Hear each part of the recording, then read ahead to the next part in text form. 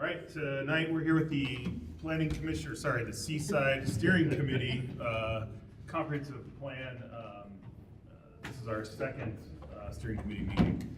One thing before we get started, we're not using the microphones tonight. We've made some adjustments to our in-room microphones. If you speak nice and loud, everything should be able to get recorded, be on YouTube. You are live on YouTube again tonight. And with that, I'll turn it over to our consultant, Scott, and we'll start going through where we're at and where we're going. Yes, thank you, Jeff. Welcome, committee members. I'm glad you came back and didn't scare you off from the first meeting. So as Jeff mentioned, this is our second meeting. Tonight, we're going to go through a few things. I think. Ashley and Cherry was. Of course, this is not working now. Turned it on and off. Let's see. Oh, now it works. That's a good tech tip. Restart. When in doubt. So I think we have some things to go over tonight. I have the agendas on the table in front of you. We're going to go back through the process of what a comprehensive plan is. So forgive me if you remember the slides that we gave last time, but I just want to keep reiterating why we're doing this, what a comp plan is. I want to show off some of the mapping and GIS work that we've been doing, because I think that's going to be a great tool and clarification on a lot of the data you have moving forward through the comp plan process. I want to talk about the community engagement that you all have been working on so hard over the last 4 months now, 3-4 months, and kind of some of the results of that, and how that input has led to our draft vision statement. And I think the draft vision statement is really going to be the main part of our discussion tonight. I just want to get some thoughts out on the table, because we are going to be doing this similar discussion with the public overall at the summit, which is the next item. I want to talk a little bit about the event on the 27th, which is Community Summit #1, where we're going to try and have a big get together, and we'll do some activities during that, and I want to explain those and ask you guys all to help get people there. And then next steps and adjourn. I think we're scheduled till 6:30. We might not need all that time, but we have it if we do need it. So what's a vision and comp plan? Again, since 1973, Oregon has maintained a strong statewide program. This plan is going to be tied directly to the 19 statewide planning goals. So there'll be chapters for each of those, things like transportation, land use, housing. It also provides a vision for the community and how to move forward with that vision. So this vision statement is the beginning of that vision. The vision is typically also the first chapter of the comprehensive plan. So it kind of lays the direction of the comp plan and why we have these goals and policies and actions within that plan that would hopefully get us to the vision over a 20-year planning horizon. And I guess, yeah, those statewide goals are achieved through local comprehensive planning. Oregon is very unique in the way we plan. I do work in a lot of other states as well, and it's amazing what it does for us, but it's more complicated than any other system that I've ever worked with too. So there's pluses and minuses to that, right? So we're working on a comp plan, which is great. I don't think yours has not been updated for many, many years. This is the timeline. I've adjusted it a little bit. I think the original timeline, we had this meeting in last month, and we had the summit last month. So we slipped about a month, particularly because it was challenging to get a location for the summit. So, but we're still on track. So this is a new version. We're right here. So we have the community stakeholder event. So we have the steering committee meeting and our summit here in February. We're going to do another steering committee and a second summit, probably here in May or June, when we actually have some draft comp plan material to bring back to the public for their input. That's kind of the key. And then into the fall, we'll look at doing another meeting where we're going back out with kind of the final plan and getting input before we go into the adoption phase in fall. Again, this might be optimistic. I'm not sure. It'll depend on how these meetings go and how everything moves forward. We may be sliding into December or even January of, the beginning of next year if we need that time. So it's an ambitious schedule. We like to keep close as we can, but it also is flexible. So that's a good thing. We have that flexibility. What else we have? So what we've done now, this is kind of where we are. We're still in that where do we want to go phase.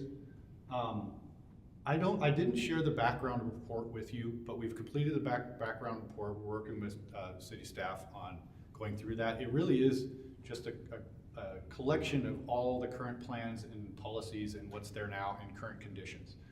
So we have the background report and we have the 2050 vision. So that's the beginning of that vision is the vision statement. I think we should, if you're fine with it, we'll put the background report up on the website for people if they want to see it, or send it to the group. Either way, we'll make that available for everyone to see that. We're still refining some things in that report because the current comprehensive plan references certain things that don't exist, may never have existed, and we're trying to walk back the history on some of that, such as the Loggers Memorial that the mayor and Katie and I have talked about at extent. We've come to figure out by talking to some people that have been around and involved in the city since that time frame that memorial no longer exists.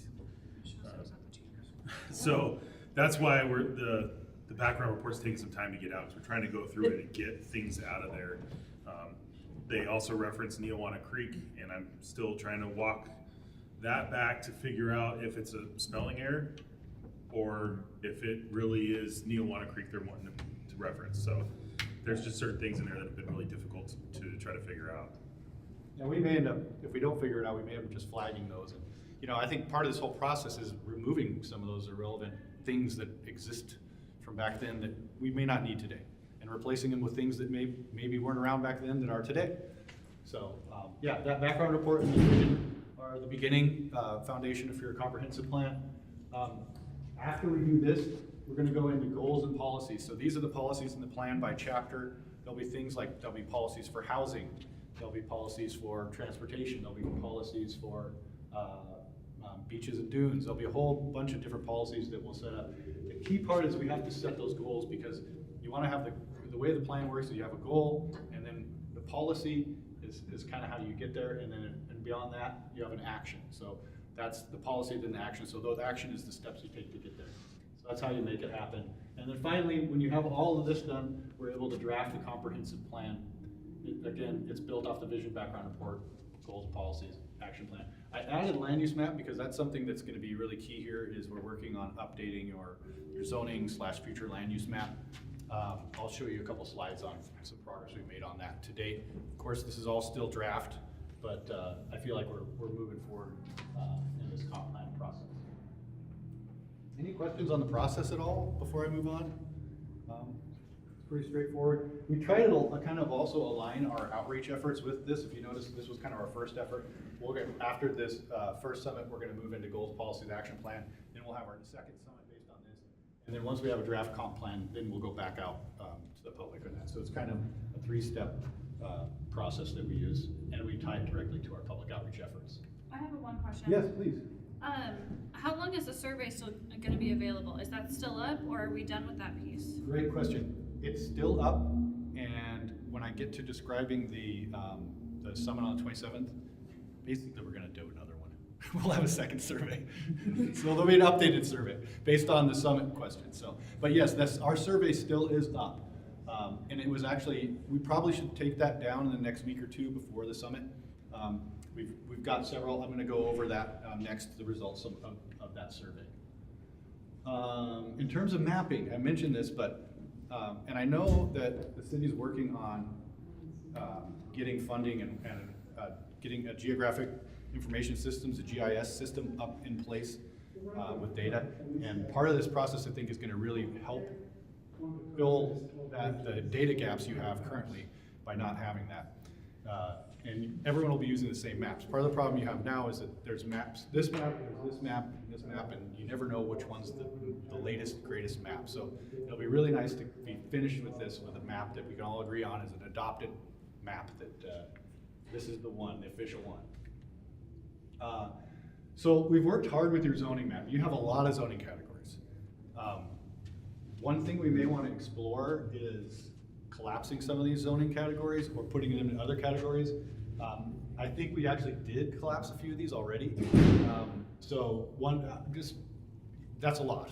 from my perspective, when I look at that map, that's probably more categories than you're gonna need. So that could be a discussion we have later. But the other thing we found is we've got some discrepancies in where the urban growth boundary is. We've got several urban growth boundary layers that we're trying to identify which one's which. We had some areas that were in the city limits, but they had never had city zoning. They only had the county zoning designations as well. So we took the adjacent city zoning and current uses and applied city zoning to that. So there's just some things that we're learning that we're gonna have to rectify through this process, but that's why we're doing it. But this is your current zoning map, which has been cleaned up by us. So this is even a newer version than what's been used, yes. So is that in sync with what the state defines as buildable land? So this doesn't show buildable lands, but we actually are doing a buildable lands inventory as part of this too. So we will have that data available. It's not done yet, but we will have buildable lands. And actually, Clatsop County got a grant to do buildable lands for the entire county.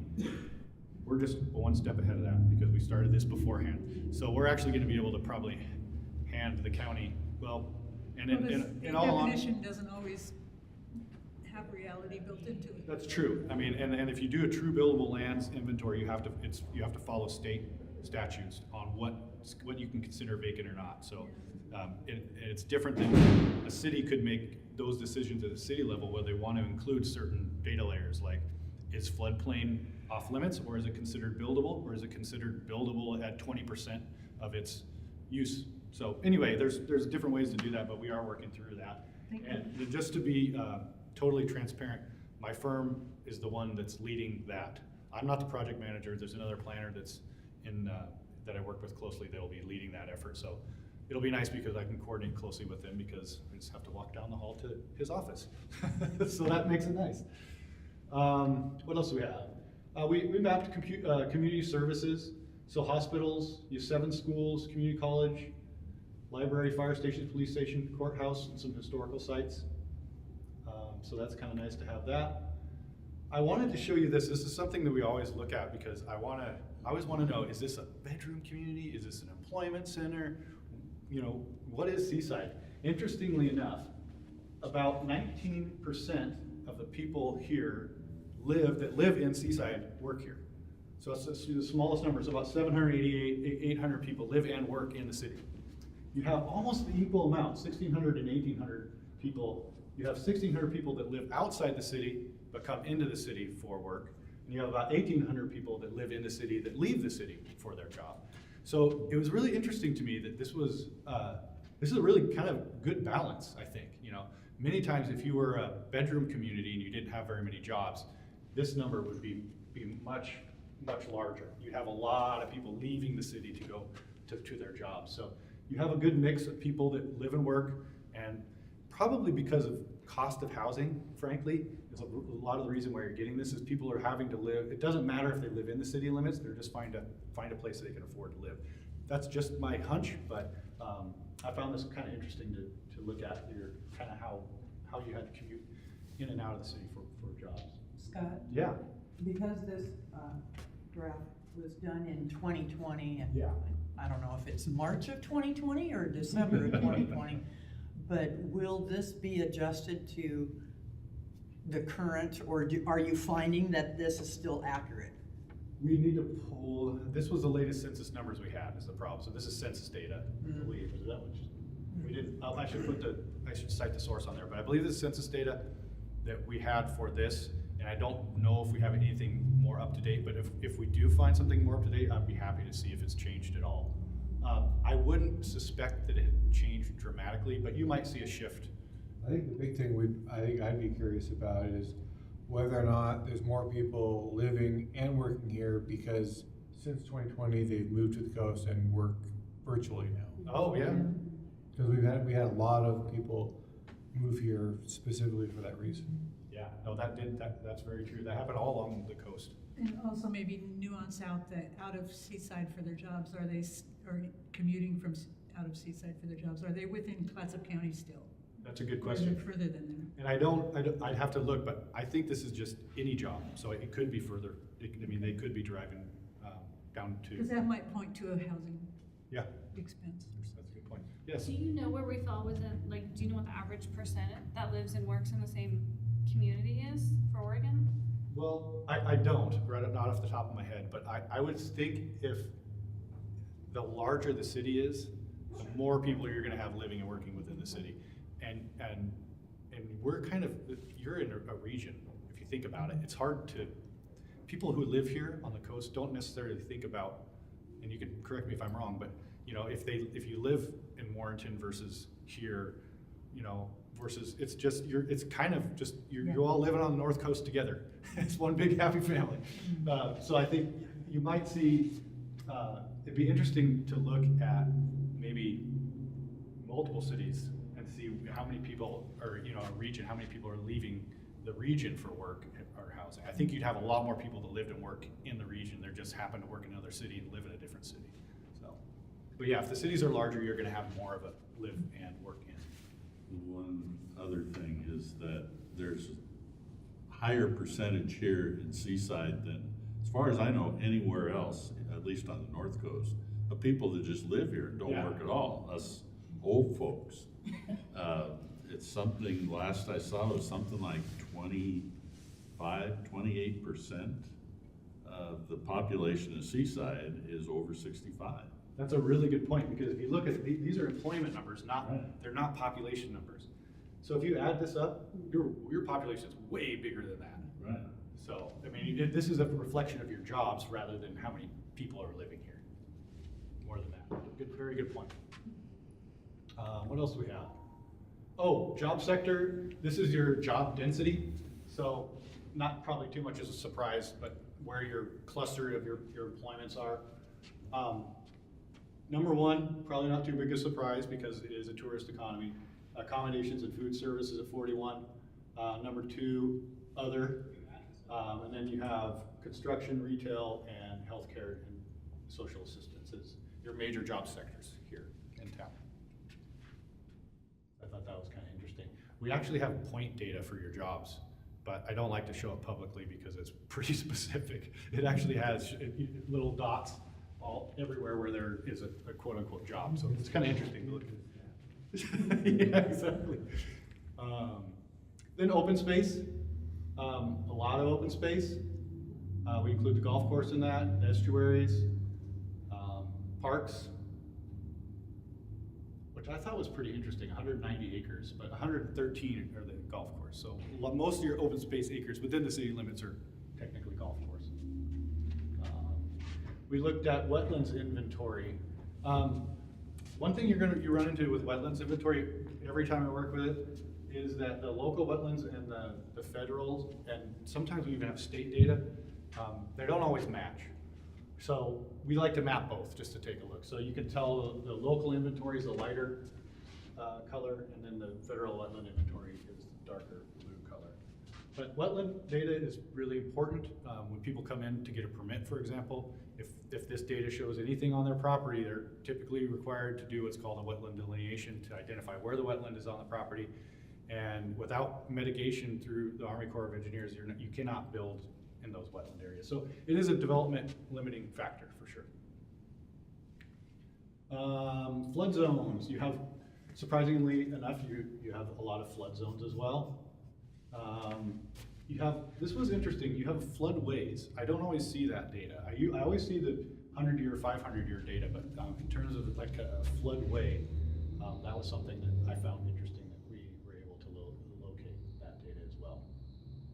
Probably doesn't surprise you too much? Look about right? Okay. And then tsunami hazard map, you've probably looked at these. I know you've looked at these because of history with the siting of certain facilities.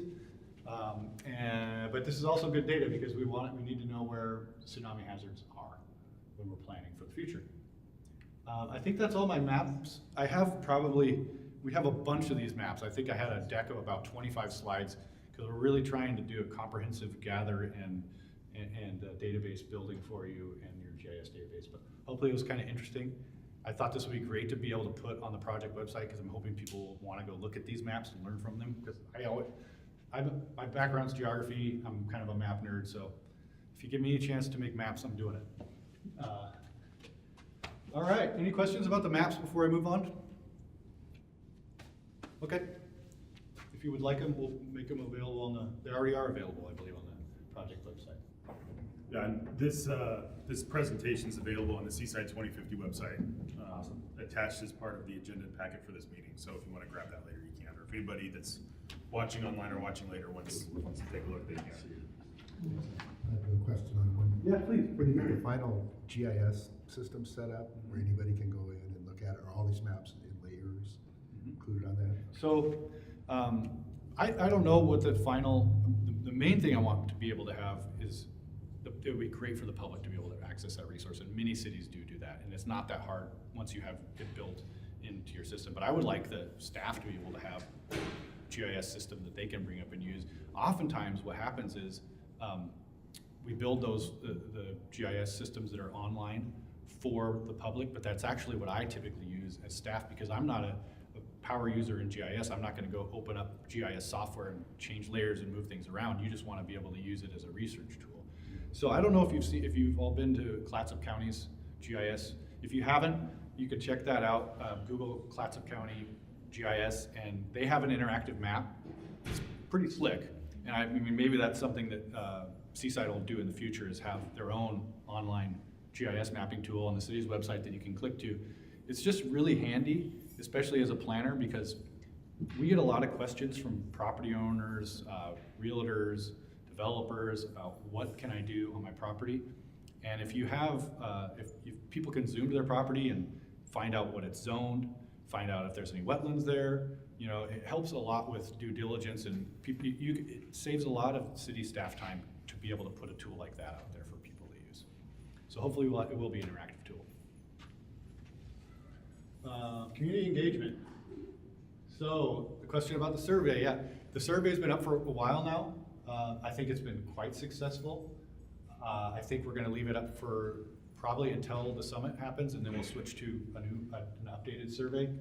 I think we're probably gonna run surveys throughout this process. It's a great way for people to click and give us their input. So we did some kind of, I think I'm gonna go back to the slide. Yeah. So we had 435 survey responses as of yesterday. So we didn't get to our 1,000, but this is still really good. I have to tell you, this is still really good. I work for some unnamed larger cities that are 3 times as big, and we don't even get this many. So I do feel like there was a concerted effort, and I'm proud of that number, even though we didn't get to the goal we wanted to. We did some word clouds on kind of what some of the words that were used most. I just thought that would be interesting to say, what did people talk about most? Family came up a ton. Beach access, small town feel, community. Again, community, beach access, housing came up a lot. Parking, roads, affordable housing, safety, cleanliness, estuary came up a lot. Broadway and boardwalk came up a lot. So it was just interesting to try and tease out some of the things that were said most in the comments that we heard out of those 435 surveys. And then when we looked at kind of the main topics that we discussed, and I kind of want you to remember some of these, because when we get to the next exercise where we're discussing the vision statement, the vision statement was really derived from statements we heard from the survey and from the community conversations. So from both the community conversations and the survey, we heard things for housing for all, strong downtown, tourist economy. So these first 3 are actually topics that we actually ended up using as part of the vision statement. Beach access, raise a family, small town feel, feeling of community, job opportunities, access to outdoors and nature, safety, friendly people, walkable community, embrace history, quality schools, shopping and restaurants, quality transportation, parks, clean city, coastal community, medical services, strong local businesses, place to call home, estuary conservation, dunes, a place to visit, neighborhoods. So these are all great, I thought. I mean, I don't know what you think, but do you think they're reflective of the community of Seaside that you know, just in terms of broad overarching words you would use, and aspirational too, right? Is that more of a response order? No. I didn't do it in response order, I kind of on purpose. So, but anyway, I thought that was good, so we got a ton of valuable information out of that. We also got a ton of valuable information from the community conversations. You know, these were some of the questions that we were asking. This was a slide from the previous presentation. But what we've been doing, I put this in here because we have a tracking log that track all the community conversations that have been done. I have a feeling that we haven't got them all in there. So I guess my ask to you would be that if you did a community conversation that may not have gotten captured, or we didn't get the notes, or we didn't get it in our, just feel free to let us know and we'll make sure we add it to that list, because I do want to track everyone we've been to. You guys did great. It's been really good. I mean, we've done quite a few. There's been some that we still need to complete. We're not stopping doing these. There's no reason to continue to stop doing these. I think they're a very valuable way to get the word out about the comprehensive plan. So there's several groups that we've completed, several groups that we're still working on. So again, let me know if there's someone that we didn't get to that we need to, and we can put them on the list. It was pretty cool. These pictures we sent to my marketing people, and they were like, "This is so cool." Marketing people in our firm, because they love that type of thing, right? Interactive planning. So anyway, I think this is great. We'll continue to do this. There will be a kind of report or write-up that will summarize all of the information we got from the first survey as well as the community conversation. So that'll be kind of something that we'll have. In the plan, there's a public outreach chapter. So we will actually have a chapter in the comprehensive plan that talks about all of the outreach that we did throughout this process, and actually policies and ideas for continuing a public outreach as something the city does throughout their overall efforts. So Yeah.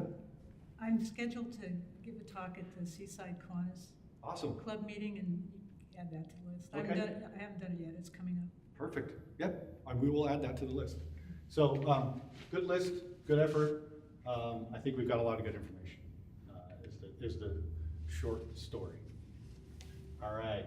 How are we doing on time? Are we going too fast, too slow? I don't even know what time it is. Oh, we're doing fine. Perfect. So this is this is where I'm going to ask you to use your brains with me a little bit, if you would. And I guess I'd first like to say I do have draft vision statements in front of you all, so you can look at that. We can go through each one just to read out. I know it's arduous, but I think it'd be great for me to just go through and read each one. It shouldn't take too long. And then I'd just like to have a brainstorming session with you all about what you think works, what you think doesn't. Is there anything missing? Is there anything we need to remove? Because this is just the draft. This is a first draft based on what we've heard so far. What we'd like to do is take this vision statement to the summit, and I'll explain this later, but at the summit, one of the activities is going to be small groups having a discussions about the vision statement and giving us feedback about the vision statement, and actually just some general feedback about the comp plan and what they want to see for the future as well. So one thing that we did do that I don't always do is kind of divided the vision statement up into topic areas, because the way that you could do it differently. You could do a vision statement for each of the 19 planning goals, but then it gets really long. Some people do one big long paragraph. This is our vision statement, but I felt like there's some strong themes and topics that came out of this, so we've divided it into topic areas. And the first one we're calling Housing for All. Of course, housing is a hot topic across the state, here in Seaside, across the nation. So in 2050, the vibrant Seaside community will be a reflection of the dreams and aspirations of all its residents. Anchored by our commitment to inclusivity, Seaside strives to be a place where every individual, from young families to retirees, find a place to call home. Our diverse housing options cater to the unique needs and preferences of each stage of life, creating a mix that reflects the richness of our community. So the one thing about these is they are kind of fluffy. That's always my critique of vision statements, is but they are supposed to make you feel good. They're supposed to be aspirational, so that's why they're written like this one. But I really do like this one. We'll keep going and we can revisit it when we have our conversation. Strong economy. Interestingly enough, people tied the economy to downtown and clearly tourism as well. But when people are talking about economy, people mention downtown quite a bit. So our downtown exudes economic strength and vitality, drawing people to experience a small town feel. As a thriving hub of small businesses, it embraces its historic roots and invites residents and visitors alike to walk through its charming streets and enjoy local shops. Strong businesses flourishing, offering job opportunities and contributing to the city's economic resilience. Our commitment to clean, well-maintained spaces reflect our dedication to environmental sustainability and a high quality of life. So the other thing that you'll notice in here is that we mix in other things that may not be a specific topic. So the whole idea of, we heard people say we want a clean city. So those words come up in different parts. We heard, we did hear sustainability and quality of life. So some of the words that you hear a lot will be sprinkled in some of the topic areas as well. Nature in the city. Seaside's identity as a coastal gem is enhanced by a robust tourist economy that celebrates our pristine beaches and the breathtaking beauty of our natural surroundings.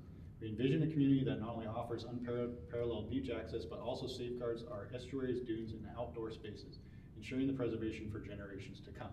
So this one kind of is a crosswalk too, right? It's not just nature in the city. It's also part of our economy. It's allowing people to enjoy that nature in the city. But it's also about protecting our environment for futures to come. So it kind of, it's a neat one because it covers multiple topics. So, I think there's a couple more. Family neighborhoods. The word family was used a ton.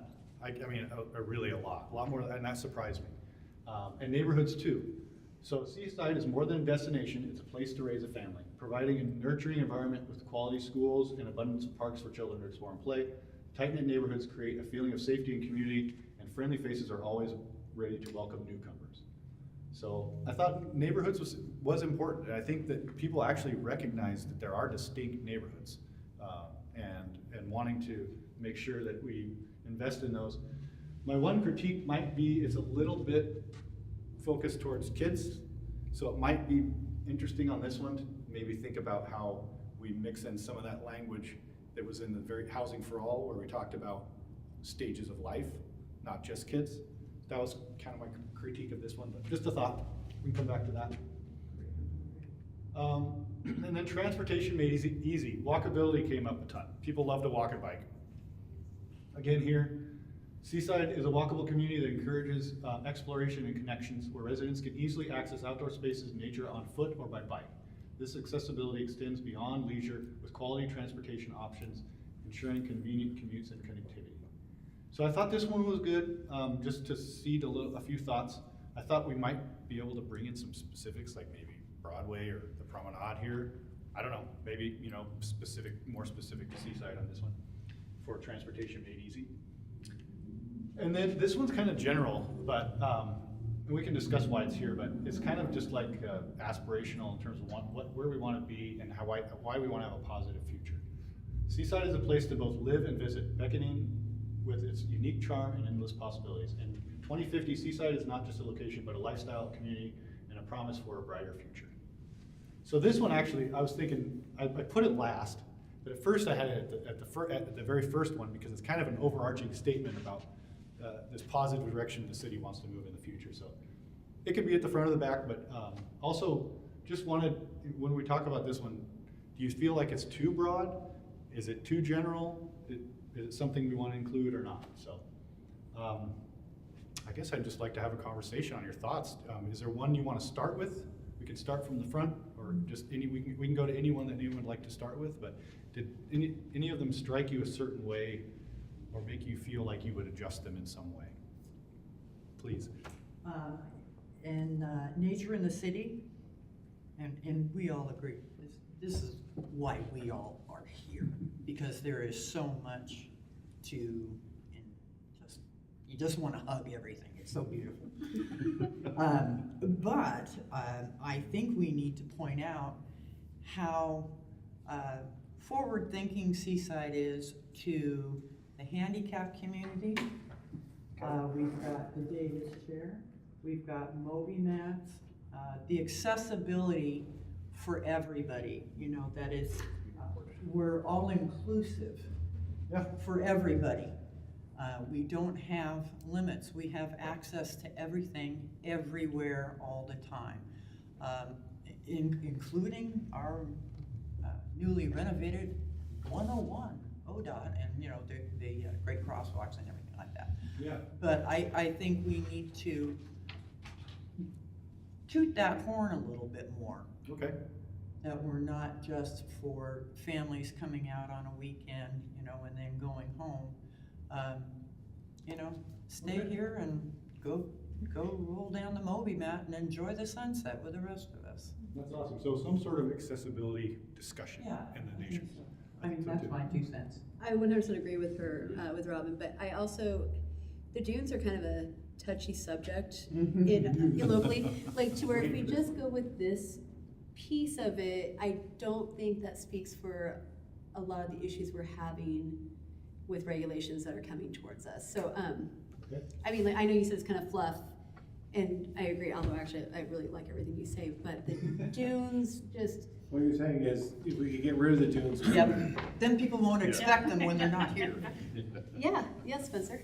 Look at it in that purpose. I Yeah. knew this was gonna come up. I mean, Yeah. and this is a policy discussion that we're gonna have to have when we get to the plan. And I know that it's not really though something that Seaside can necessarily tackle without, I believe it's state or federal.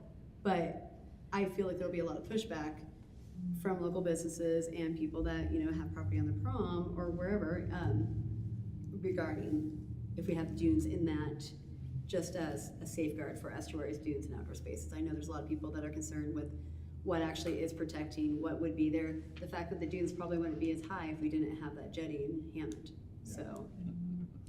So. That's a really good point.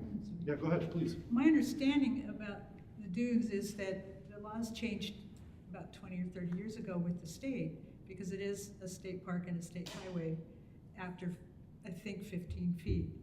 But we can't, the people who live there, who aren't gonna be able to afford to do this, can get a permit, and in October, we can move the sand around, but we can't pull any of the sand off, which we used to be able to do.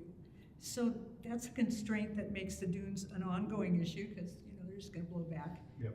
And so maybe there could be some talk with the state about what's realistic for here. I know there's snowy plovers out there and they're listed and endangered, but there's ways to work around some of that stuff Yeah. and still be able to make the dunes, you know.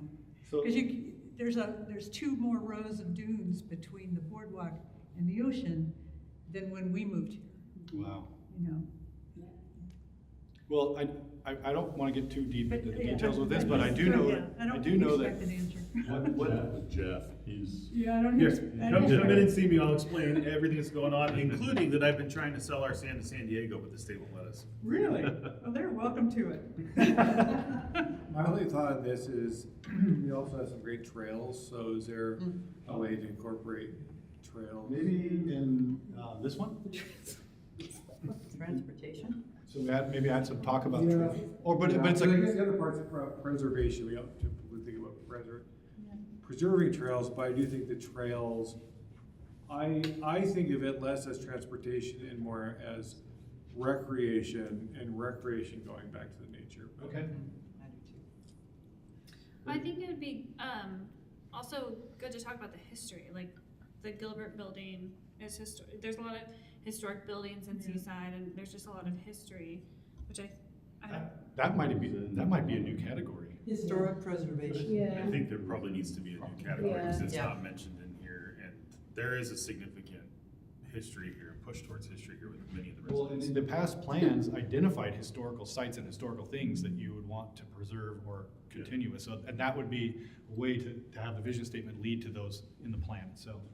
So just to tag on that, what was missing for me, especially on the slide where you talked about history, is that there doesn't seem to be a place in here for the Clatsups or the Oh, good tribe. point. And there were 2 archaeological digs that the Smithsonian did here because there were villages, and they're still here, you know. And I don't know how we incorporate that into this sort of plan, but they just seem missing from the Yeah. plan to I me. think you're right, and I think we need a new category, a new statement for, and then maybe it's not historical preservation, but we come up with something like living with our history or something. Yeah, something like that, because it's not. But it had it in strong economy. It embraces its historic Yeah. roots. That's true. I would like to see But I- history be its own bold Yeah. category. And they can, you've seen, they cross each other. They're Listen to all these historic. Sorry. Of course you would. Well, because what I'm hearing from local people who grew up here who are tribal members is that all of the water between here and Astoria, the little lakes and the rivers and the things, used to all be connected. And that was their highway in their canoes and stuff. So when our highway came in, it was more devastating to their culture and their people than us being here, was cutting off all of that. Yeah. And so I've been in some committees where there's been some talk about how do we help restore some of that. And, you know, because that can be done in tandem So with it's us. So almost- it's worth a conversation. Yeah, I agree, and it's kind of two pieces of history. It's history before Seaside, and then the history of Seaside, right? It's two pieces, so I think we can capture that in a new category. So it's great. That's exactly why I'd like to have these conversations. Other thoughts? Which one did I say I didn't like? Can I go through them one by one, maybe? Just Yeah. maybe start with the first one again. Yeah, kind of backwards. Housing for all. So the one thing, and maybe this is too specific. I appreciate we're doing it for all. A unique need is housing for the workforce here. Again, I don't know if that's too specific, but it feels like when we say young families and retirees, we're missing the big middle, and that's one of the big struggles that we have. I think you're right. That's a very good. I couldn't put my finger on what my problem was with it, but I think that's right. What happened with Cannon Beach, like in the 90s and since, was, you know, people couldn't afford to live there, and their schools closed and everything. It just really changed the whole town. Every single meeting, I feel like you kind of see it with the public meeting down there. Well, I was just talking before the meeting about how it's really difficult to get planners in particular to come to work on the coast. I'm actually helping out Warrenton right now with, I'm their interim city planner because they're having a really hard time recruiting and finding someone who's gonna be there permanently. And primarily what we hear is that it's very hard for some, it's not that they don't wanna live and work here, it's they can't find an affordable place to live. So it's a challenge everyone has, and I think you're right. I think maybe the other thing here is we're missing that workforce housing, but I don't see anything about affordability here either. I guess it talks about a mix of housing, which you could say is not just a housing type, but housing cost. I guess my mind was, if you have something for everyone, that includes everyone's price point. That's a good point. So maybe we don't need to talk about affordability. I guess, and only because there seems to be, that can be a very specific definition, and maybe when we get to strategies, that's part of it, but I think you're right. the strategy isn't the vision. That could be a part of our goals in the housing section. Yeah, certainly housing at this price point. Because you're right, there's lots of different definitions of what affordability means and housing affordability. And on the flip side, yeah, there's a bunch of different definitions of what affordable housing is. So, okay, those are good points. Anything else with housing?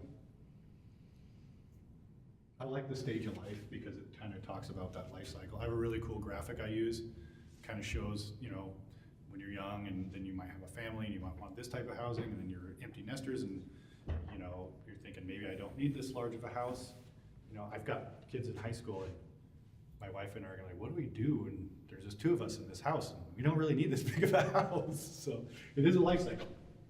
Well, I almost wonder if that would get backlash, that one, because the rest of them, these are things like the strong economy, the nature in the city, family neighborhoods, transportation, positive future. Those can be applied to this year. I mean, there's I'm sure a few things, but the housing for all doesn't apply to current. And I know it's for 2050. I'm just wondering if that might bring backlash because it's such a hot topic right now, and we don't have enough places for people to live. Yeah. And looking at the rest, it's so different from the rest of them, and I think it's great. I just wonder if that's gonna bring backlash compared to the rest. Well, I'm hoping what it does is it makes us have those discussions so that we can figure out what those policies need to be in the plan. But you're right, I mean, I think we have to say it. The one thing that, I don't know if you saw it in the word clouds, but, and Jeff's probably gonna hit me for saying this, but the homelessness came up. And we didn't say anything specific in here. I don't think we need to, as you mentioned, housing for all implies that we need housing for those who are homeless as well. But that was a word and topic that came up in community conversations and in the survey, so just wanted to note that. Okay.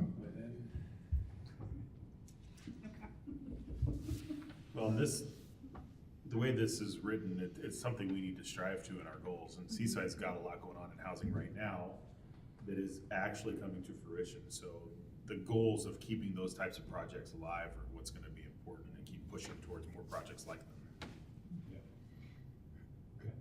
Housing for all, or housing diversity, or maybe just changing the title of that paragraph? Yeah, I went back and I went back and forth with this, because I was thinking, we could just be housing, economy, nature, neighborhoods, transportation, future, you could simplify it. I was trying to kind of make it tell a little bit of a story with the title, but those could change. Easy. I would lean towards taking out for all, even though we want housing for all, I just feel like, Housing. yeah, I think I would just leave it at housing, at least as you go through these steps and everything, because I think sometimes you'll get people just angry about our current situation and not focusing on the future. I don't know. I mean, I think you'll get that Do you anyway. feel the same way with the economy? Is the worry that it's in a vision statement, we're kicking the can down the road or something, or? I don't know. I don't know why it doesn't sit well with me. I'm not sure. No, I agree. It's a little too broad, I think. I think most people would be happy if 2/3 of that paragraph was about addressing the housing issues we have for the workforce. Workforce, yeah. Yeah, maybe it's more about addressing it, and I mean, by 2050, it'd be amazing if we were at this, but more about addressing it and not just what the future's gonna look like, Yeah. but actual, at least some kind of action in there. We need something specific about workforce housing. Mm-hmm. I also I stayed specifically away from short-term rentals as well. Yeah, I saw that. You could maybe just change the wording that says, instead of Seaside strives to be a place, Seaside, Is a Is striving. Is a place? or Seaside will strive to be a place Now, that's a where pledge. every individual, Yeah. from young families to retirees to Seaside's workforce, and actually put that in there, finds a place to call home. So we might be able to just play with the words a little bit. Yeah, I think you're right. Okay. Let's do the next one real quick. What do you think about tying it so specific to downtown? I think that's necessary, because it is the economic hub. Okay. I think it's necessary, and in our previous comprehensive plans, the focus for our economy here has been downtown, has been maintaining that vibrancy, because that's what brings people here. And there's not many other places you're gonna have new businesses, other than downtown. Well, you saw your job density map too. It's pretty obvious where your jobs are. I do feel, as someone who works for the Downtown Association, that people that don't work downtown feel like downtown gets too much attention, though, I will say. Kind of the same way where people kind of feel overlooked with affordable housing and stuff, so I don't know. I just know that some people feel like if they're not on Broadway or, a block off of Holiday, they're kind of neglected, whether by customers, hotels, the city, me, whatever, You put something after or around the beginning of the sentence where you say strong businesses throughout the city. Yeah, so it's downtown and throughout. I think downtown definitely does get a lot of Because people downtown, here. we also but- have the 101 corridor. Yeah, and I feel like people on the 101 corridor do feel neglected There's the mall. by the universe. Yeah. It's bigger corridor, right? Yes, it is. Yes, your microphone. But no one ever watches. That's true. I'm going on like, oh, it's me. Okay, I think that's a really good point, is that we acknowledge downtown as being, the hub of that economic engine, but also recognizing that we do have jobs in other parts of the city. Okay. Yeah, and even just looking like on First, it's still downtown in many ways, but it feels so far away because the lamps and the lights are different, or I was the thinking, sidewalks are different. like, even just right here, you could Right. add strong businesses throughout the city Yeah. Yeah. flourish, you know, that might just do it. Those three Yeah. words. Yeah. I think there's over 900 business licenses in Seaside. How many of those are actually downtown? Probably a good percentage, but still, you're right. There's a Probably ton. 2/3. Yeah. What's your definition of small? That's a really good funny, so this is, actually, I'm really glad, this is funny. What was your question? What do you guys What's the think? definition of small What do you business? think about small town feel? Because this, Oh, I meant small businesses. oh, small, I wanna talk about that too. Okay. But yeah, I guess, I don't know, you're right, maybe that's not the right word. I think of small businesses, when I see that, I think, that we don't have big chains, which I think is accurate for our city. But we do have businesses that are economically big. Say that again? There are businesses, is it a monetary, or is it a number of employees, or is it reach, or how are we defining small? Because there could be arguments with some of that. Yes, the way I think of that is we have, what, a Domino's, a McDonald's, and a Taco Bell, KFC, but other than that, it seems like most of the businesses are unique to Seaside, especially, I guess, the retail and restaurants. Yeah. Well, you could just So use the we're word talking unique business. I mean, that's, the other thing is, we might not even need that word. It's just. Yeah, take it out. Does it matter if it's small or if it's big? It doesn't matter. How about independent instead of small? Yeah, I mean, I kind of feel like that was what it was, and that's what we say, we also say locals, what do we say? Local businesses, I think. Local business. What other kind of really businesses ties would it. there be here, though, than local Oh, businesses? local shops, we say local shop. Yeah. Is small Well, there's a business- whole logging timber industry in Yeah. this county, and a lot of them live here, and they're not by any economic sense small. Yeah. And they contract with independent loggers and planters and other things, and they're not small. It's just focused on, it seems like the whole strong economy is just focused on downtown. And like she said, there's other stuff here. Okay, I think that's great, that's perfect feedback, I think that we can fix this one with that. And also, you know, that lumber has such an impact countywide for Seaside too, though. Yeah. Should we go to the next one? We talked about this one a little already, so here we wanted to look at trails, adding trails. It doesn't say anything about rivers, I don't think, unless I missed it. It doesn't, you're right. We have quite, I think we have. And maybe rivers we too. changed to. Waterways. Rivers. The rivers. Waterways. Waterways. Yeah. We talked about that earlier. Okay, good call. Anything else we missed in our discussion? We talked about this one the first time. Are we adding the accessibility to this, or is that gonna be a separate one? I thought it could be in this one, but if we wanted, we could also add it to, Didn't we have a transportation one?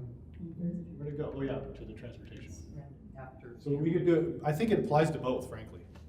Because it's accessibility to transportation options, but it's also accessibility to getting to nature, right?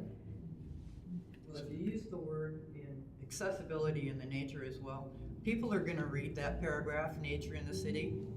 Most likely, they're gonna fall asleep when they read transportation made easy. So if we have accessibility Okay, fair in enough. nature Yeah. as well. Okay. You're gonna read this one and not the other. Yeah. Yes. That makes sense. Well, they won't get that far. But yeah. Okay. Well, I'm sorry. It is important about safeguarding our estuaries because we do have a listed species of coho salmon that was written about in those Clark journals that had been here before that is still, coming up as far as the 300 line on the old Crown-Zellerback main line or Cavenham main line, whatever they're called now. So, the estuary is important. Yep. Is there any other specific things that we want to mention preservation for? Is there anything specific to Seaside that would be like preserving of an area or a thing? It's not generalized. Well, I don't want to get too political. Somebody gonna say elk? Well, I think the Mill Pond Park went astray from the original vision when we acquired, I was mayor when we acquired the Mill Pond Park, and it's a Fish and Wildlife grant that enabled us to buy that. It was a federal Fish and Wildlife grant, and they were excited about the coho salmon, And it needs some restoration work. I know originally part of it was because there was a mill there right at the end of Avenue U back in the day. So there's a lot of history tied up right in that spot, and that's close to where the Native American dig was. So the Mill Pond Park has a lot of potential, and it's gone astray. Yeah. To me, I think that's great. I think that should be in the Parks chapter. We should have a discussion of policies about Mill Pond Park specifically in the Parks chapter of the comp plan. But I don't know if it fits in it's pretty specific to for a vision It's statement. pretty specific. Yeah. But don't forget that. I love that thought. I think that should be an element we discuss as part of the Parks plan. Was Mill Pond, back in the mapping, Seaside, was Mill Pond called out as open space? I will have to check. I'll double check. Probably not, because you're based on the open space zoning, Yeah. and that could be something to explore, is changing the zoning on, because right now it's zoned half industrial and half. Yeah, good point. So, What we should have is we should have a zoning layer, and then you have parks and open space. It's an overlay you put on top of that. Because, or what lots of cities do is they will have like a civic zoning category where you have parks and city hall and those types of things are designated as civic uses. Okay, this one, I think we had lots of conversation about this. We can make some changes there. Family neighborhoods, I think the one thing we talked about here is that it's a little bit heavy on children and family, but the reason is because we did hear that a lot. I do like the bottom part of this sentence. I think we need something to go beyond children. Maybe we get back to that life cycle discussion where it's neighborhoods that are, places where you can live throughout your lifetime or something like that. I don't know, I'm just brainstorming, but. So what's in my mind, we talk about families and kids, what's the sense of like neighborliness? There's a feeling like the neighborhood that wants to close down a street and have a block party for an evening, that's not necessarily family driven, but there's some kind of tighter knit bond within a neighborhood. I think that's the sense that maybe I'd be looking to add in here, and I don't know how to describe that. So maybe we need, this one's fine, I think we need like third sentence in here that talks about that connectivity. And As some adults. Yeah. A connected neighborhood. Yeah, maybe it's not family neighborhoods, like neighborhood connections or connected neighborhood. You don't have kids, you're young, you have no plans to have kids, but you love our neighborhood, I think. No pressure. neighborhood's great except for the She's neighbors. fine. Yeah, besides, I'm her neighbor. But what do you think? Like, what would you say? I think something in there needs to say for individuals. I don't have kids, I'm not having kids, and so when I see this doesn't pertain to me necessarily, and there's a lot of people, actually, there's a weird number of people that don't have kids in Seaside. Yeah. And on your street, actually. And on our Yeah. street, there's one family that has kids, Yeah. a kid, and it's fine. So, is it like distinct neighborhoods or neighborhood connections or, so, we'll figure that out, but you're right, it is too family centric. Well, I look at our neighborhood, we're in a cul-de-sac, and we know everybody, we're all I'm newest, I guess, at 10 years, and we're all old too. So, we have that sense of safety and community because, we'll walk out and talk to each other at the mailbox or see somebody sitting out there, walk over and chat for a while. Less this time of year, but yeah. Like a cohesive neighborhood or Yeah. something. I don't know what that'd be, Yeah. put Like se- diverse and I hate inclusive. the word seniors in there, but I think it's true, you guys, I'm sure do the same thing. Yeah, we have See all each ages on other our street. Out there, yeah. So it is that sense of community. Yeah. I came from Gresham, we didn't have that whatsoever, we lived in a much bigger neighborhood. Well, maybe this is a broader one and it's less about neighborhoods and more about sense of community, and you get that through your neighborhoods and through your neighbors. Yeah, 'cause you can walk downtown and experience the exact same thing, just people are friendly. I also But you think, could argue downtown's a neighborhood, right? Yeah, exactly. We need an outdoor mall. yeah. Well, the other thing is I don't think there's any mention of how dog-friendly Seaside is either. Oh, you're right, we don't. It is very.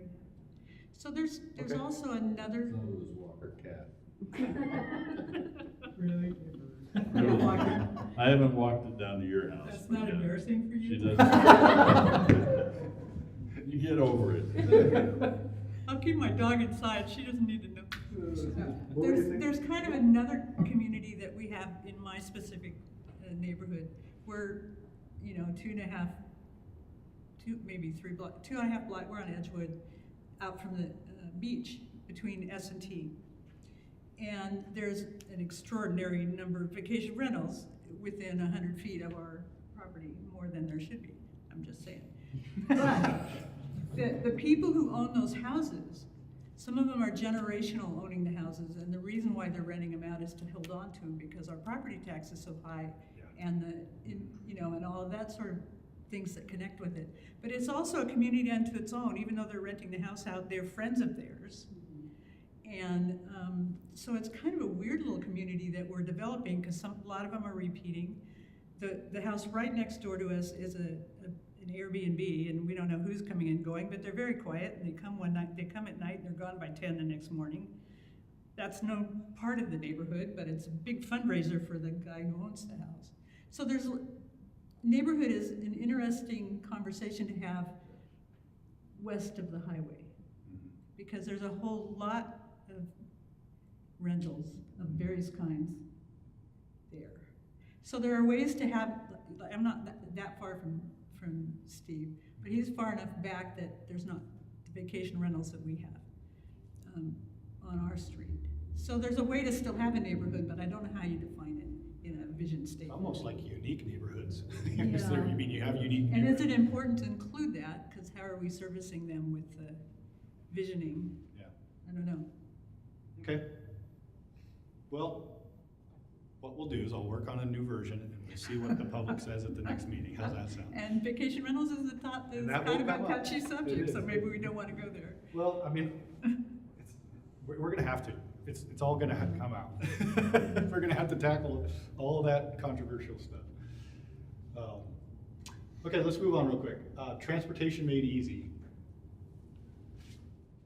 I think we would talk about adding here. The one thing that I think we could add here is safety. Is what? Safety, we don't talk about safety, and that was something that came up a lot. We do say accessibility. What does it mean by quality transportation options? So that would be like being able to take a bus, or. That's the way we struck, oh, wait, this is a revision, never mind, Yeah, sorry, it is. forgot what It's I'm like we're doing. trying- We're hoping. Yeah, we're hoping, okay, fingers crossed. It's out of our control, but we're hoping. Yeah, I mean, or even like a tram, you know, I could see, I'm sure you've had discussions about that before, or different ways to get people up and down Broadway or Interesting, something. doing the whole tram controversy. Yeah. Yeah, in the late 90s. Were you here when we had workshops? I was just trying to think if there's a better word than transportation. How to get around. That's interesting you said that, because I did think of something like getting around the city was one of my first. That makes more sense. You know, I guess maybe it's my background, transportation means something in a vehicle Yeah, automatically. yeah. Getting around is pretty general. However you want to get there, go. Yeah. Okay, that's good advice. Do you think other people are gonna do we need to be more, specific about, what we're talking about?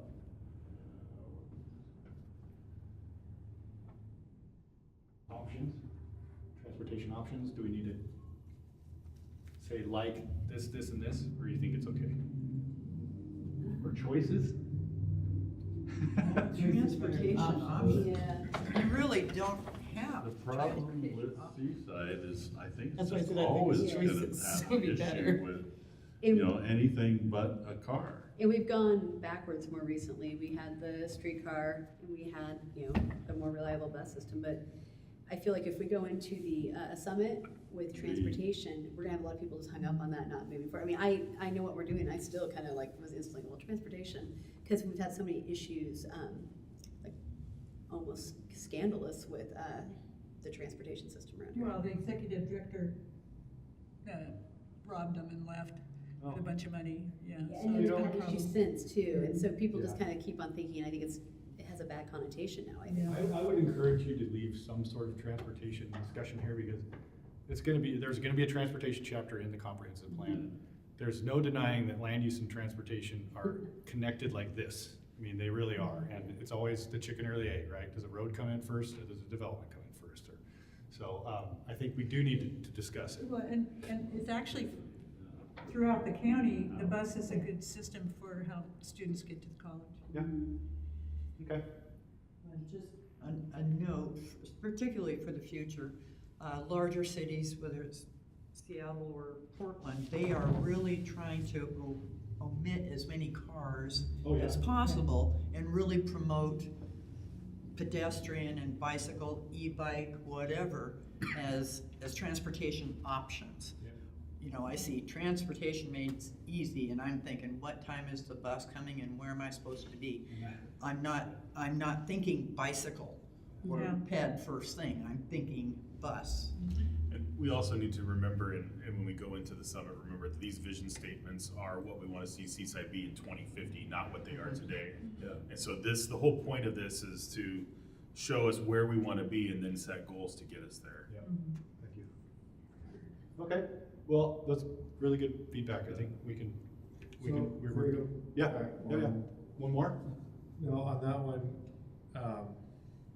only because we've been discussing traffic calming measures here at the city, and in those conversations, there's a balance of ideas to calm traffic within neighborhoods, while at the same time not gumming it down to a standstill. So like ODOT's priority for 101 is get people through as quickly as possible. And this right here, you know, really doesn't address the ability to quickly get where you need to go, if that makes sense. Yeah.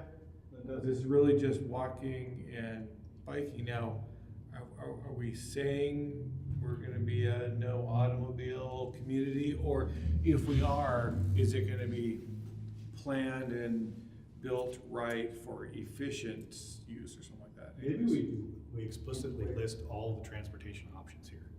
Say, you know, so Seaside is gonna work for not just walking and biking, but you can efficiently and safely get where you need to get with a vehicle. I mean, because they're not gonna go away, even in 2050. Especially our visitors coming in from elsewhere, are not coming in by bike. I've never felt like you could get anywhere very quickly during the summertime. I mean, like biking seems like it would be the quickest option in a lot of those circumstances. For those who live here, for sure. Yeah. But I think that's something that ideally, in 2050, maybe during the summer, you can get where you need to quickly. I mean, that would be a great thing to accomplish.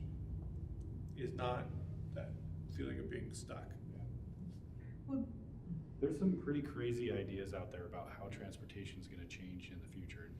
2050 is a little ways out there. I mean, there's discussions about, you know, these autonomous electric vehicles never parking, literally, unless they're charging. And so, and we all use a shared system. This is way out there. Don't get, you know, I'm not proponent of this, but there are big thinkers that are thinking about this, you know, in the future, and how that could really change our land uses, because if we use a lot of space to keep our cars. We do. We just, and if everyone didn't own a car and have to store a car, and we all shared an autonomous system that would come with when you called it, it's kind of cool. But so I think that there's We all own a car that for 99% of its time isn't being used. yes, yeah. So anyway, we got to think futuristic. This to 2050, right?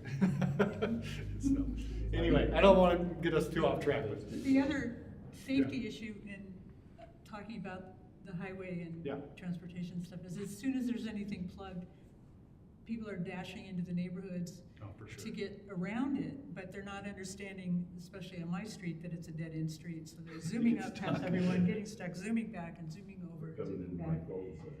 And it's kind of dangerous when there's something plugged on the highway in the neighborhoods in Seaside. So from a vision statement for community safety, I don't know how we approach that, but I do think we need some safety in here. There's a safety discussion here. yeah. Okay. There's no easy solution.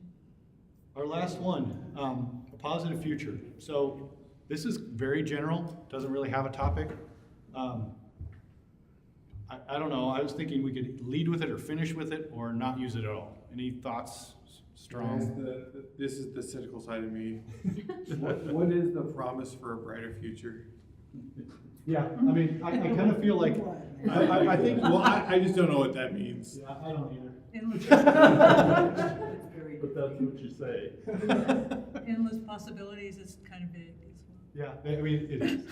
Part of it is when you get too fluffy like that, that's when my eyes start rolling. I know. And I gotta control it, but.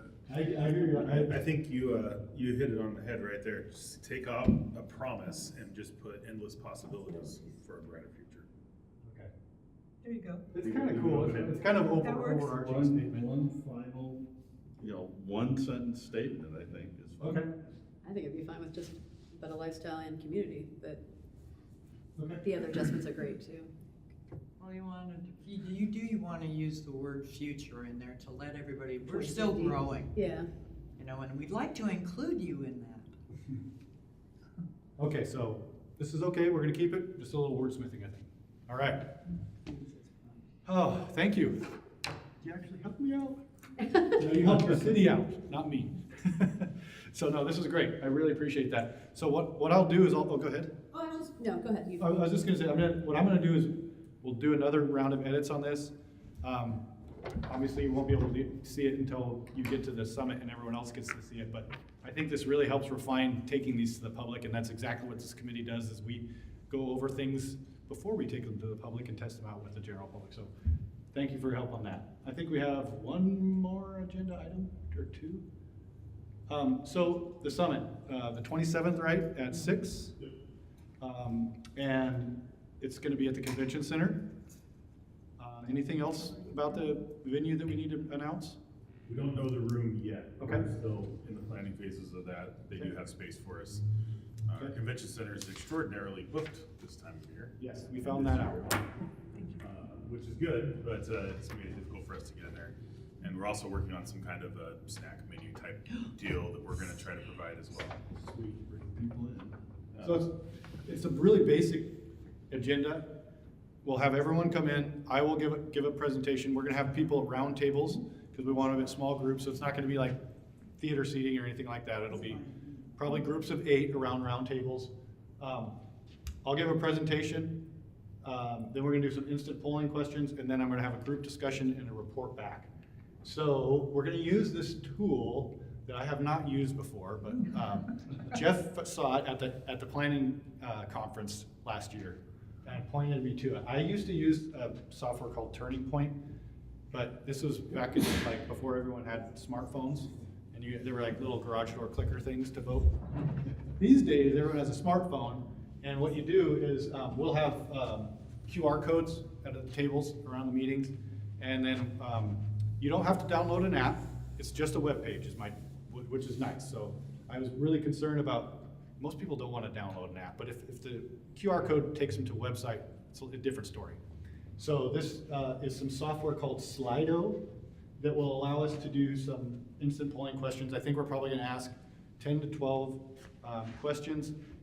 They're gonna relate to topics, the topic areas in the vision statement. And we'll probably have rankings of how important this is, things like that, and we'll get some interesting input. If anyone's done this before, it's pretty cool because it's all anonymous. You don't know, who's saying what, but you get an instant total from the entire group. So it'll be kind of interesting to use that. I mentioned before we'd have another survey. What I'd like to do is use similar or identical, usually they have to be tweaked a little bit depending on the survey platform, but that we'll put up on the web, and so that people that were not able to make the summit can still give us their input on those questions. So that'll be a cool activity. We're not doing any word clouds instant polling? You can. Only because I've seen those kind of get hijacked a little bit when people see whenever they type, Okay. it goes up there, so this great. I wasn't planning on it. If you want it, if you don't want it, we don't have to do it. I'm not sure I trust myself, so. Okay. Well, this is really great. This is what they had at League of Oregon Cities in Bend 2 years ago. And it was great because, like you said, it is instantaneous. Yeah. So this would be fun. I think people will like this, gets them warmed up for the group activity. We do, I'll make sure we're correct. This is kind of cool. This picture was from 3 weeks ago in Canby, and they're doing a similar process that you're doing here. So what we want to do is we're going to have groups of 8 or so sit around a table. Basically, they're going to identify primary goals for each of the topic areas. So they're going to they're going to be able to make comments on the vision itself, on the vision statement itself. But what I'd like to do is those topic areas that we have in the vision statements, start talking about goals for those and listing some goals for what those topic areas will be. And then after the one-on-one or the meetings and group discussions, I usually, if we could pull this off, it'd be great. Depends on how long this is going to take. But it's nice to have a spokesperson from each of the table kind of give either a quick wrap up of what the main topics the group discussed about, or say, what were the 3 things that your group were most important to your group? And you get 3 minutes to go around, and we'll go around the group. And everyone says thanks, and then we'll adjourn the meeting, and then we get a lot of really good information from that little report back. And we also we'll have a note taker there at the table. One thing I would love to ask you all to do as committee members, I was wrestling whether I wanted to have formal quote-unquote facilitators at each table. I don't know if that's going to be necessary. I'd like the conversation to kind of to happen free-form, but if we can strategically place ourselves at tables and not sit with each other, I want you to be part of the conversation with the groups, but there also might be a situation where you have to get the group moving along or moving to the next topic. That's the one thing you run into with these exercises is they don't last very long. And you have dominant personalities and some personalities that are not so dominant, and so sometimes helping make sure everyone's voice is heard is important. So I'm going to ask you to help with that if you wouldn't mind. Yes? What is our goal for the number of people to get there, and how are we getting the word out and doing that? So we've been getting the word out. The one thing that I thought about this morning that was we don't have is I wouldn't have volunteered to make a little flyer that we can send out PDFs if you guys want to put up flyers and things like that. That's one thing that we haven't set up yet, but we've been using the website, all the meetings that we've been going to in terms of the weekly meetings. You said In the paper. it's been in the paper.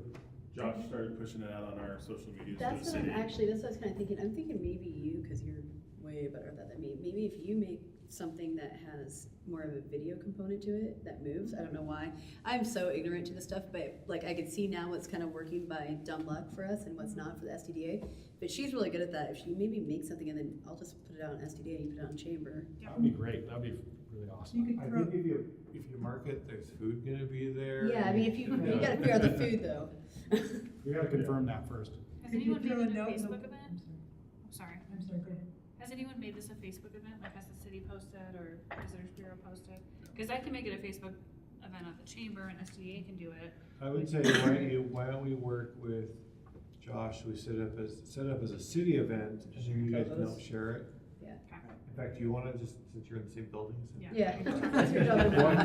Yeah, see if you can find it. So, help me again, so it's not gonna be the convention center? It is gonna be the convention center. I just don't know what room yet. You could throw a note in the water bill. Oh, I think that we had to do that a while I ago. just feel like people, so many people, like at a certain age, they just don't even read what's in that I bill. think the elderly population rely on it though more than anything. No, totally. No, I think it's just funny. There's like a certain age, and I don't know what it is, where they just don't read it. I mean, I read them, so I don't know, I know. but you don't, right? Yeah, I never saw our flyer that we sent out come Oh, to our I saw house. it. So it probably came to our house, but probably the mail getter probably. I do my water bill, and then I have my rant and rave about how high it is, and then I look at the rest of the envelope. So I guess my other thing is if we can advertise, there'll be food there, if there's a way to do a cash bar or something things like that will get people out if it's a social. I think one of the things that the stuff at the Times was so well Yeah, that attended is because it's not coming to a round table at the Just say it's community in the center. City Hall. We could Yeah. do, I I mean, we mean, could do if the you make captioning. it an event that people, a social event, Yeah. they'll want to come participate. Okay. And so, yeah, just, that was kind of my slide, help us too, that's another, I would ask you to use your email networks, your friend networks, invite your friends and family. Flyer at the post office. Yeah, flyers, we'll get a flyer made this week. And we can, even the school district's been really great to send it out with their messages. Maybe you should ask Seaside Kids. They had such a great success. I mean, I know it was actually the park, but Seaside Kids, I received so many pushes from people that are coaches and stuff with Seaside Kids and Seaside Kids itself, that I think that's how they got so many responses. They got 1,000 responses to their survey in like 2 weeks. And people are passionate about it because of what's happened with the softball field and I mean, they're like really paying attention to that, and the batting cages, like people, but still, I don't know. Maybe asking Scott White and them to send it out. Great idea. So yeah, we'll get the word out, we're gonna do our best. My experience for these types of things is that we should be able to get 50, 60 people, no problem. If we get 100 plus, that would be great. I think we're planning on having materials for up to 150 people, which would be really amazing. I have had, once or twice, I've had instances where we had too many people and we had to turn people back, which was unfortunate. But what we did was we said, we're gonna do another one for you. So if we get into the situation where we don't have enough room or don't have enough materials, we will What's the make it happen. maximum? It's not the room, actually, it's more about the number of tables, because I wanted round tables, because I want the small group conversations. And just the amount of, mostly it was the amount of materials, and then the amount of us to be able to help. You run could the room. say, only the first 100 Limited to seating. arrive Yeah. get to come, or, put the scarcity Yeah. threat. Limited, yeah. Limited opportunity to voice. When you have an expiration of people. And if you buy it now, you get the second one free. Okay, so next steps, we're almost done. And look, we're under time, yes. Community Summit, the new online survey will get up. Then we'll move into finalizing the vision, start working on those goals and policies and comp plan and plan map. And I think that's it. That's it. Any other thoughts or anything before we close? All right, well, thank you for your time tonight. I really appreciate it. I think you helped move this forward, and you helped make the summit better by giving me your feedback tonight, so. Thanks a lot. Thank you.